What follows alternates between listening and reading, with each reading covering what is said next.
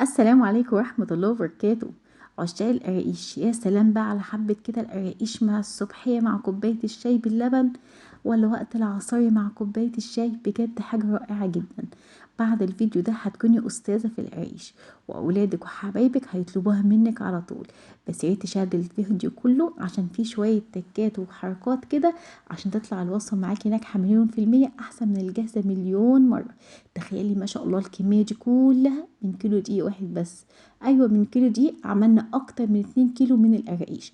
واقولك ازاي تقدري تحتفظي بيها. نعمل الاشكال الجميله اللي قدامنا دي.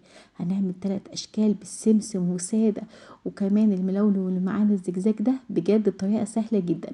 ويلا بينا نقول بسم الله الرحمن الرحيم، والصلاه والسلام على اله وصحبه اجمعين. اللهم اجعل أعمالنا صالحة خالصة لوجهك الكريم، ولا تجعل الناس منها شيء ولا شيطانا منها نصيب، وتقبل اللهم منا بقبول حسن. ولو أول مرة تشوفي قناتي اتشرفيني بالاشتراك وتفعيل زر الجرس عشان يوصلك مني كل جديد.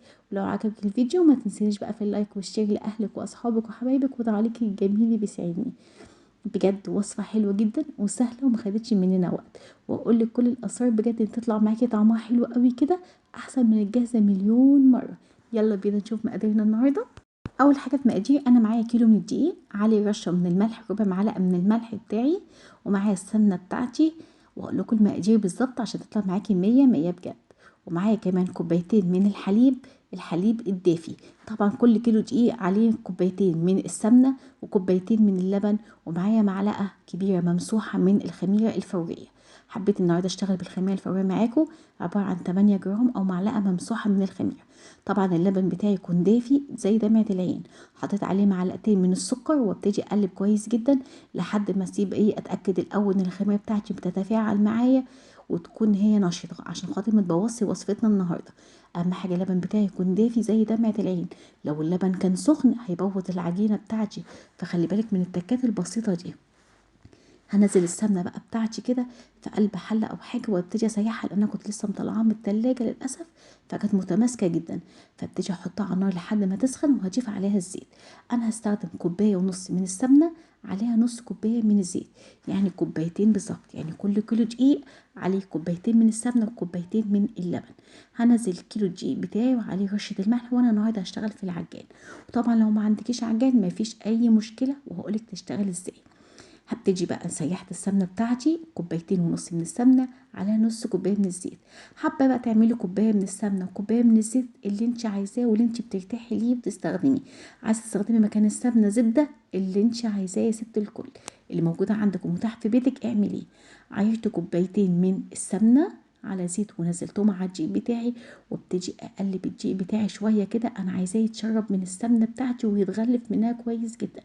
اهم حاجه غلفي السمنه بتاعتك، الدقيق بتاعك بالسمنه بتاعتنا. هبتدي اقلب كده، مش هقولك بقى تبسي زي الكحك مده طويله. انت يا دوبك لمده اقل من دقيقه كده او دقيقه، وتفضلي تقلبي في الدقيق بتاعنا كده لحد ما يتغلف من السمنه محببه حبيبات الدقيق تاخد السمنه بتاعتي وتشربها وتتغلف بيها. طبعا انت ممكن تقدري تقلبي بايديكي، تقلبي بمعلقه زي ما انت عايزه. انا هستخدم الكف كده اللي هو الكف معايا، واحطه في العجينه دي يا دوبك تقلبتين بس بسيطه كده بالسمنه بتاعتي. زي ما انتوا شايفين العجينه كانت طريه ولسه ما حطيتش اي حاجه خالص. نزلت بمعلقتين من السمسم اللي متحمص واديله تقليبه كمان. وطبعا تقدري تقومي بايديكي، طبعا لو ما عندكيش عجين هتقلبي بس بايديكي تقليبه كده وخلاص معايا. طبعا انا كده هبتدي اجهز اشوف بقى اللبن بتاعي او الخميره نشطه واقدر استخدمها، ولا الخميره بتاعتي بايظه. طبعا دي اهم تجربه عشان ما تبوظيش وصفتك، تتاكدي منها. وبحب احط بقى رشه الفانيليا بتاعتنا دي، بتدي تست حلو قوي. حطيت نص معلقه صغيره من الفانيليا معانا على اللبن والسكر والخميره بتاعتنا.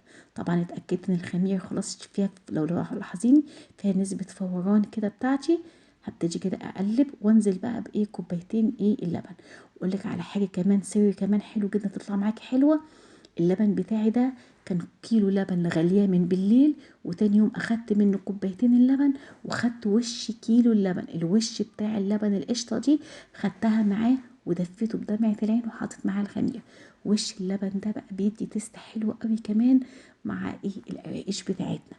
ولو عندك بقى الخط ده اللي بيطلع من السمنه اللي بنعجن بيه السمنه وعملتي بيه، يا سلام على الجمال. قلبتي تقلبتين كده لحد ما اتاكدت ان دي بتعشر كوبايتين الميه بتاعتي. وطبعا لو عايزه تحطي رايب حطي، عايزه تحطي ميه على لبن زي ما انت عايزه. العجينه بتاعتنا ما شاء الله طريه كده خلاص وخلصت واتعجت وما خدتش وقت معانا اطلاقا. كيلو الدقيق ثابت معايا. تاخدي تجيبي الدقيق المتخصص في اللي هي المعجنات بتاعه الكحك والحاجات دي كده والبسكوتات وتستخدميها. حطيته في الطبق بتاعي وابتدي اغطيه لحد ما يخمر، ونجهز بقى العجوه بتاعتنا. وهقول لك السر ان هي تبقى طريه ازاي معاكي وما تنشفش. ده طبعا العجوه دي بقول لك بقى على سر، ده البلح بتاعي اللي فاضل من رمضان نضفته، وهقول لكم على سر انا ولا بعمله بالمفرمه ولا بالكب ولا بحاجه. هبقى انزل لكم شورتس كده واقول لكم مفاجاه جدا انا عملت البلح بتاعي ازاي بالمنظر ده. زي انتم ما شايفين شاطر حلو معايا كده. حطيت عليه معلقه من السمنه ومعلقه من القرفه، وحطيت عليه كمان معلقه من المزهر. عايزه تحطي فانيليا حطي فانيليا، القرفه دي حاجه اختياريه بس انا بحب القرفه قوي معايا. يبقى انا كده جهزت العجوه بتاعتي عشان تبقى طريه معاكي. حطيت معلقه من السمنه ومعلقه من الميه واي منكهات انت بتحبيها، فانيليا مزهر قرفه اللي انت عايزاها. انا حطيت قرفه وحطيت معلقه من المزهر، ومعلقه الميه دي بتخليهاش تنشف معاكي ابدا في النار اطلاقا. ابتديت بقى اجهز بقى العجوه بتاعتي في اكياس المطبخ بتاعتي التلاجة دي، وابتدي افردها رفيعه خالص وتبقى جاهزه معايا. عشان دي ما تخليش معاكي ما بتاخدش القرقش معاكي وقت ولا مجهود انك انت تقعدي تفردي ده وتفردي ده. جهزتهم كلهم في اكياس التلاجة بالمنظر ده وفردتها لحد ما العجينه بتاعتي بقت خمره عشان ابتدي اشتغل ايه على طول. ما شاء الله العجينه بتاعتي خمرت. شايفين كيلو الدقيق؟ هقول لكم والله رمى معايا اكتر من 2 كيلو قراقيش. خدت جزء كده منها وابتدي افردها كده على السطح بتاعتي او الطباخه بتاعتي بالنشابه بتاعتك على شكل مستطيل. ساوي كده بتاعتك بالقطاعه البيتزا كده، شيلي الاطراف اللي موجوده معاكي. طبعا احنا طبعا الحركه اللي انا عملتها بتاعت العجوه دي سهلت معاكي كتير جدا، هتسهل معاكي.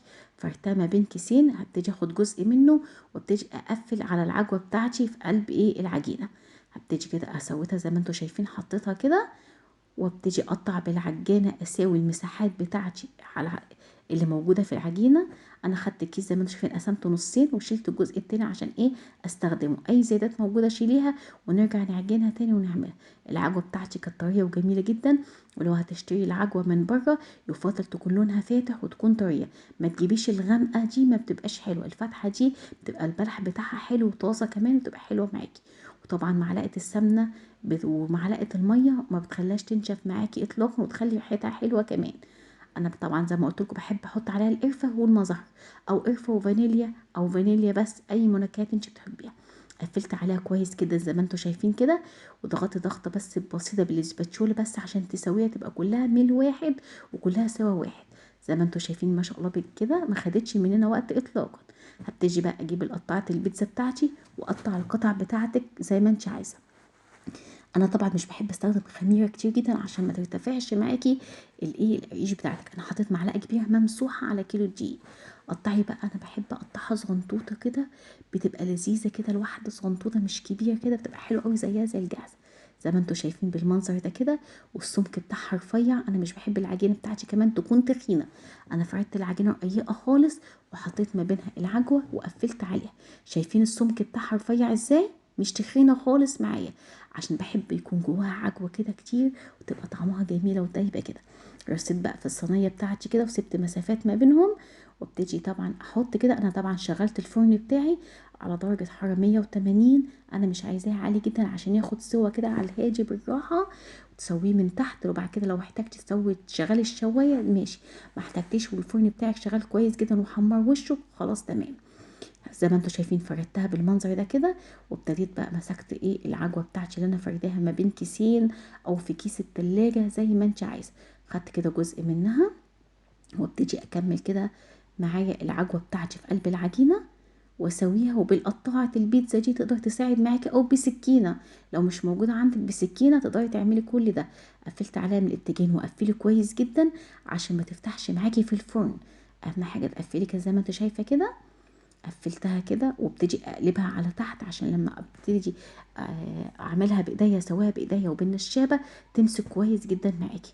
قفلت خلاص كله تمام كده. اقلبها بقى على الظهر كده وادي اسويها بايديا تسويه بسيطه عشان تبقى كلها ميل واحد ومساحه واحده وكلهم يبقى قد بعضهم بالظبط، يبقى شكلها حلو كده معاكي، ما تبقاش واحده كبيره وصغيره، يعني تبقى متساويه معاكي.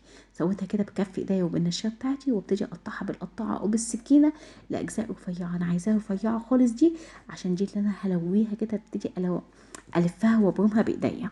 بصوا بقى بعد ما قطعتها رفيعه بلفها ازاي بايديا. عايزه اقول لكم الشكل ده كان بيبقى شكله جميل جدا وطعمها حلو، وبتبقى رفنوعه خالص كده. كل ما تقطعي رفيعه لما تيجي تلفيها تديكي سمك القرقيش كده رفيعه، وشكلها كمان حلو جدا بتعجب اولادنا. لفيتها بالمنظر ده وثبتها في قلب الصينيه بتاعتي، اضغطي عليها ضغطه بسيطه كده في الحروف من يعني في اولها واخرها، وهسيبت مسافات ما بينهم، وابتدي احطها في الفرن بتاعي على درجه حراره 180 لحد ما تاخد وش من فوق ومن تحت، تاخد السوا معايا. تالت شكل بقى اللي انا بحب احط فيه السمسم، طبعا الساده بسمسم زي ما انت عايزه اللي موجود معاكي. قفلت زي ما انتم شايفين بالمنظر ده كده كويس جدا، وابتدي احط تحت منها زي ما انا طبعا سويتها الحروف دي شيليها، رشي بقى تحت منها كده معلقه من السمسم، واضغطي عليها كويس جدا عشان السمسم يخش جواها، فبعد ما تستوي السمسم كمان ما يطلعش. سويت كده بالنشابه بتاعتي كده او بالمردانه بتاعتي كده تسويه بسيطه، وبكف ايديكي واقلبي. عايزه تزودي سمسم بقى زودي يا حبيبتي، مش عايزه تزودي زي ما انت عايزه. سويت كده بفرحه ودخلت السمسم جوه العجينه عشان ما يطلعش معايا بعد التسويه، وقطعتها تقطيعات صغيره زي ما انتم شايفين، ورصيت في الصينيه. وبعد ما استوى معايا خد اللون الجميل ده، الف هنا وشفا بجد. وصفه سهله وما خدتش مننا وقت، ومستنيه تطبيقاتكم تقولي رايكم في وصفه النهارده وفيديو النهارده. يا رب يكون عجبكم ويكون خفيفه على قلبكم. طبعا بعد ما بردت معايا كويس جدا انا جبت علبه تكون محكمه الغلط ما بيخشش فيها هواء اطلاقا، وخزنتها في قلبها تقعد معاكي بالشهور معاكي. طبعا لو في اي استفسار انا تحت امركم، واشوفكم في فيديوهات تانية، واقول لكم استودعكم الله الذي لا تضيع ودائعه في رعايه الله وحفظه. حبايبي مع السلامه.